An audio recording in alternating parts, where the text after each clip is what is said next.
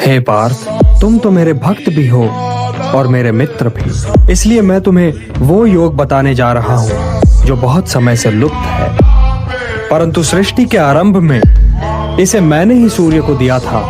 सूर्य को दिया था? आपने ये योग सूर्य को दिया था? परंतु हे केशव, आपने आधुनिक काल में जन्म लिया है और सूर्य देव प्राचीन है, तो मैं ये कैसे मान लूं?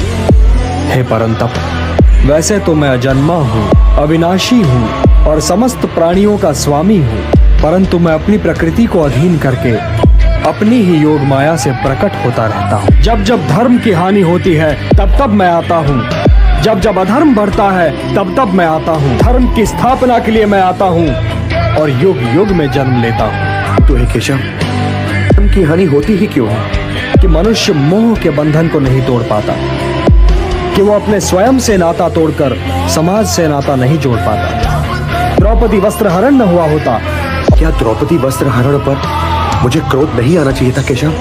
किंतु द्रौपदी वस्त्र हरण केवल तुम्हारी व्यक्तिगत समस्या नहीं है पार्थ। जो समाज इंद्रप्रस्थ की पटरानी महाराज द्रुपद की पुत्री और पांडवों की पत्नी द्रौपदी के वस्त्र हरण पर चुप रह गया, वो समाज भला किसी साधारण नारी के मान सम्मान की क्या रक्षा करे?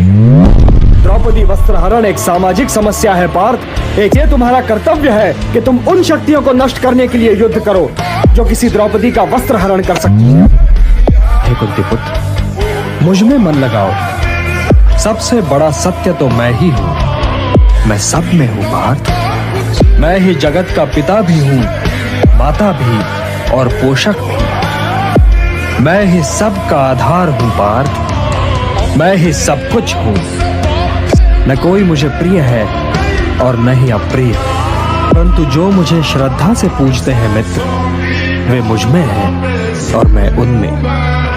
किंतु हे परमेश्वर, मैं आपके ईश्वरीय रूप के दर्शन करना चाहता हूँ।